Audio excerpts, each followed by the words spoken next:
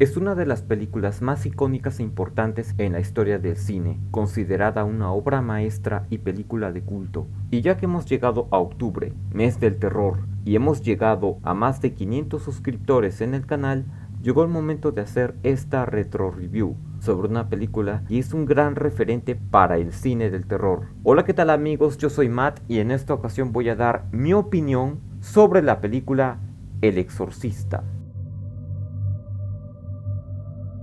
El Exorcista, o también llamada The Exorcist, es una película estadounidense de terror sobrenatural estrenada en 1973, basada en la novela homónima de William Peter Blatty, dirigida por William Friedkin, producida y distribuida por Warner Bros.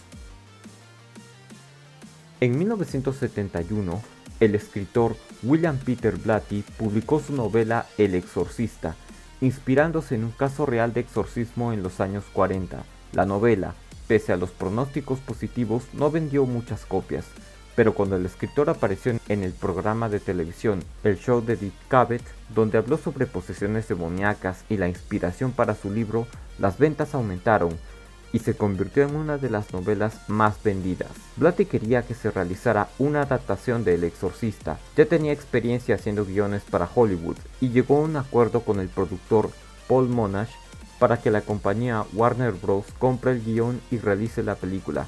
Blatty convenció al estudio para que él sea el único productor y evitar que Monash haga cambios a la novela. Los candidatos para dirigir la adaptación fueron Arthur Penn, Mike Nichols y Stanley Kubrick, pero todos la rechazaron. Mark Rydell fue contratado, pero Blatty convenció al estudio para que William Friedkin la dirija, y tras el estreno y éxito de Contacto en Francia, el estudio accedió.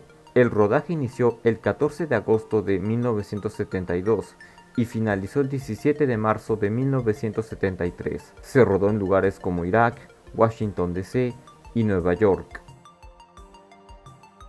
Y así llegamos a 1973, año en el que ocurrieron eventos importantes como por ejemplo el Acuerdo de Paz en París que puso fin a la Guerra de Vietnam. En el mundo del cine, fue un año en el que Disney estrenó uno de sus clásicos animados llamado Robin Hood, el año en el que el director George Roy Hill nos trajo El Golpe, protagonizada por Paul Newman y Robert Redford, mismo año en el que Sidney Lumet nos trajo un clásico de cine policial, Sérpico, protagonizada por Al Pacino. También fue el año en el que Franklin J. Schaffner nos trajo Papillon, año en el que Alejandro Jodorowsky nos trajo La Montaña Sagrada, considerada una joya del cine experimental. En dicho año, George Lucas estrenó American Graffiti, considerada de las mejores películas de la década de los 70. En ese mismo año, un 26 de diciembre, se estrenó El Exorcista. La película contó con un presupuesto de 12 millones y recaudó 441 millones de dólares. Recibió comentarios mixtos por parte de la crítica especializada. Una parte la consideraba una obra maestra del cine de terror, mientras que otro grupo consideraba que era una producción de muy mal gusto que intentaba asquear e insultar intelectualmente a la audiencia. Chris MacNeil, una actriz que decidió pasar tiempo con su hija mientras grababa una película, se da cuenta que ésta tiene cambios en su personalidad y que es víctima de sucesos paranormales. Tras el fallido intento de la medicina moderna y convencida de que se trata de una posesión demoníaca, decide acudir a un sacerdote experto en psiquiatría y a un sacerdote veterano para que le practiquen a la niña un exorcismo. Las actuaciones son extraordinarias. Max von Sydow como el padre Lancaster Merrin es excelente, logrando capturar esa esencia de una persona con mucha experiencia en lo paranormal y demoníaco. El maquillaje también lo ayudó, pero de eso hablaré más adelante. Para este personaje se había considerado originalmente a Marlon Brando, pero el director se opuso porque pensó que la atención se enfocaría en él y no en la historia de la película. Paul Scofield también estuvo en consideración, pero al final el director se decidió por Max von Sydow gracias a que Blatty le mostró una fotografía de Gerald Lancaster Harding, inspiración para el padre Merrin. El actor aceptó el papel después de leer el guión. Jason Miller, como el padre Damian Carras, es extraordinario. Logra transmitir esa sensación de una persona que pasaba tanto por problemas personales como por una crisis de fe. Los actores Jack Nicholson y Paul Newman se mostraron interesados en el papel, pero Blatty contrató a Stacy Keach. Miller era un dramaturgo y tenía estudios de sacerdote, razones por las que el director se interesó en él para consultarle aspectos religiosos del guión de la película. Tiempo después, Miller llamó al director para pedirle interpretar a Carras, ya que leyó tanto el guión como la novela y se sentía identificado con el personaje. Le sugirió realizar una audición en una prueba de pantalla, y fue así como Miller quedó en lugar de Keach como el padre Carras. Ellen Burstyn como Chris MacNeil es excelente. Le compro su papel de una madre preocupada y asustada por lo que le ocurre a su hija. La actriz se ofreció después de leer el guión al sentirse atraída por la historia y el personaje, y obtuvo el papel pese a que Warner quería otra actriz de mayor fama para atraer a la audiencia. Cabe mencionar que Audrey Hepburn, Anne Bancroft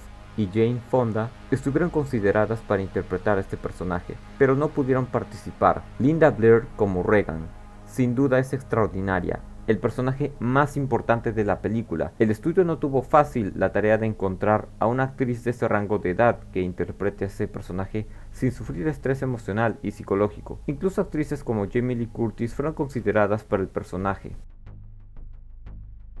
La producción es extraordinaria, hay mucho que mencionar. Por ejemplo, la primera parte del filme se rodó en Irak, país en donde no habían buenas relaciones diplomáticas con Estados Unidos. Las escenas en donde Regan es sometida a exámenes médicos se filmó en un hospital con un verdadero radiólogo y su asistente. Linda Blair llevó un arnés especial que sostenía su peso desde la cintura para la caminata de la araña.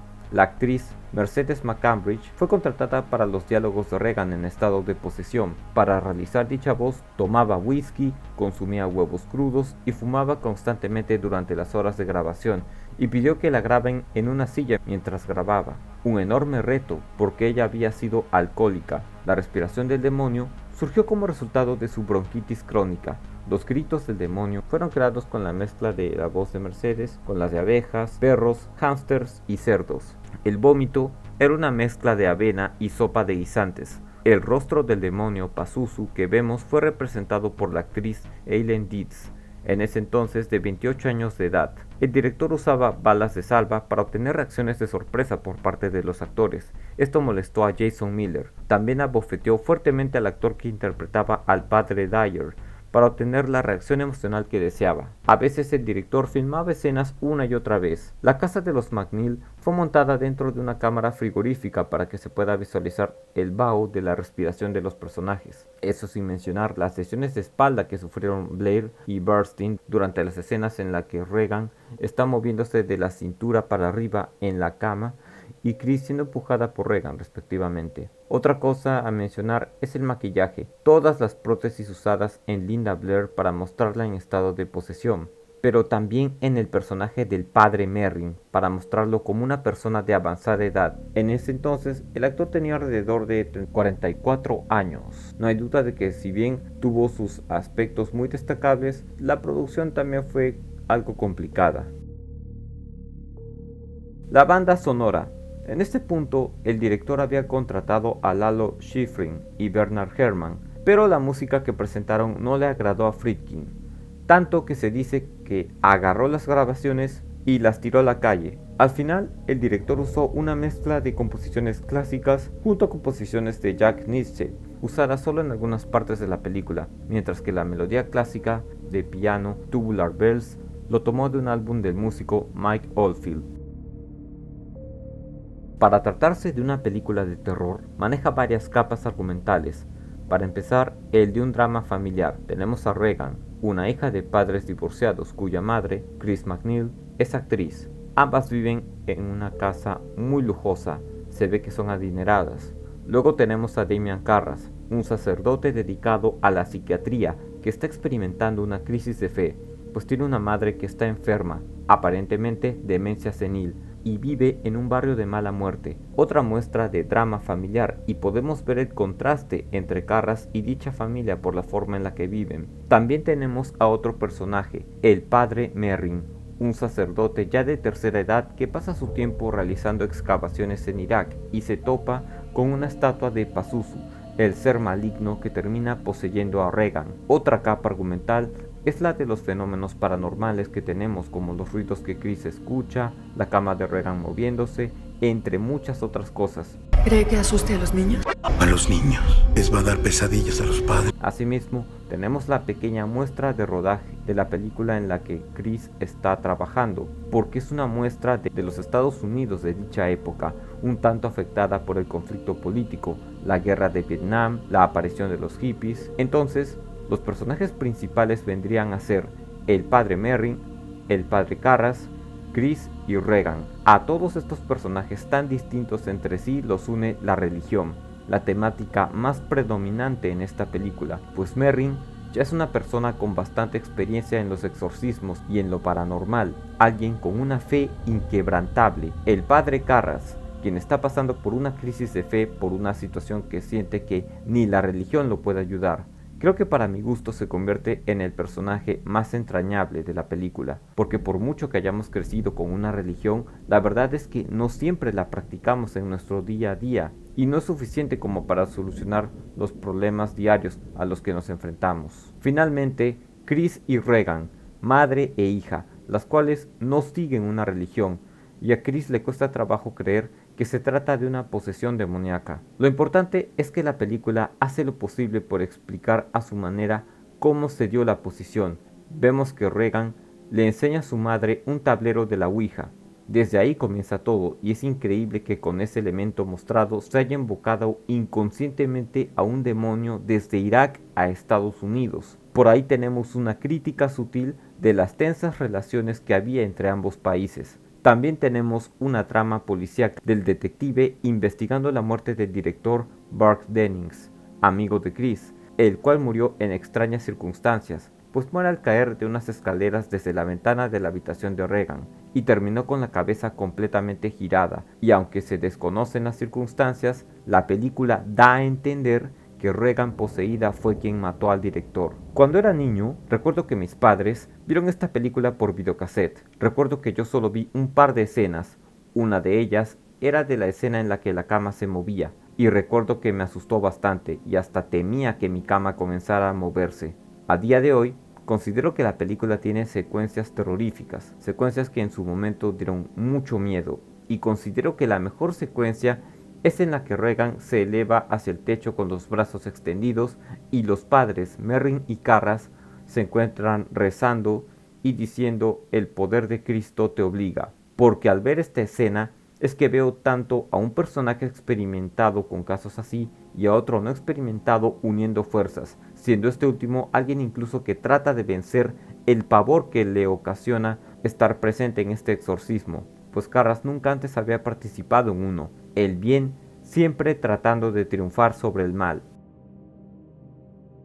Hubo sucesos que ocurrieron durante la filmación, que muchos pensaban que la producción estaba maldita. El set del interior del hogar fue destruido por un incendio en Nueva York. Otro set se incendió cuando se encendió sin explicación alguna el sistema rociador de incendios. El actor Jack McGowran, quien interpretó al director de cine Dennings, falleció una semana después de completar sus escenas. Vasiliki Maliaros, actriz que interpretó a la madre del padre Karras, falleció antes de que se completara la película. El abuelo de Linda Blair falleció durante la primera semana de filmación. El hermano de Max von Sydow también falleció y tuvo que viajar para el funeral cuando tan solo habían pasado un día después de iniciadas las filmaciones. El hijo de Jason Miller sufrió un accidente y estaba en una situación bastante crítica. También fallecieron 2 miembros del equipo de filmación y un bebé recién nacido del asistente de cámara. En 1977, Paul Bason,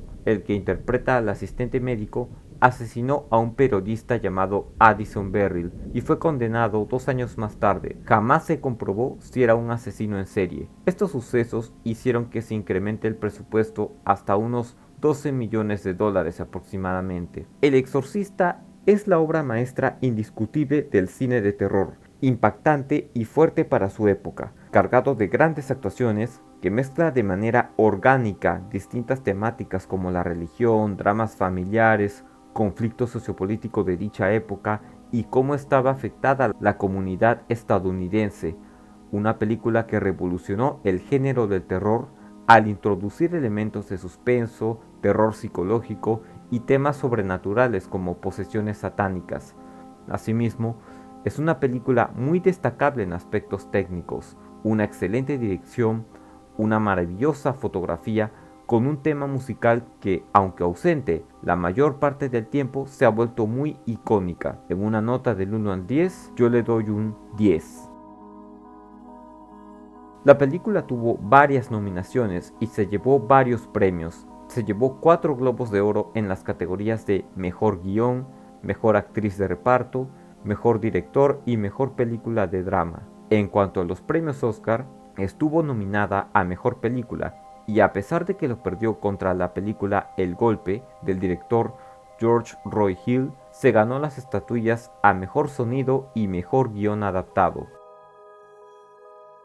Mucha gente terminó asustada, aunque satisfecha, al salir del cine luego de haber visto la película. Otras personas se salían a mitad de la película y otras sufrieron desmayos por las fuertes escenas. Es una película que generó debate y controversia sobre la fe y posesiones demoníacas. Asimismo, la película ha inspirado secuelas, precuelas, series y remakes. El impacto que tuvo en la cultura popular ha sido muy significativo, pues inspiró numerosas referencias, parodias de cine, televisión y literatura. E incluso si vemos secuencias de recolección de pruebas de posesión o secuencias de exorcismos, tal y como vimos en las películas de El Conjuro, El exorcismo de Emily Rose o El exorcista del Papa, es imposible no pensar en El Exorcista.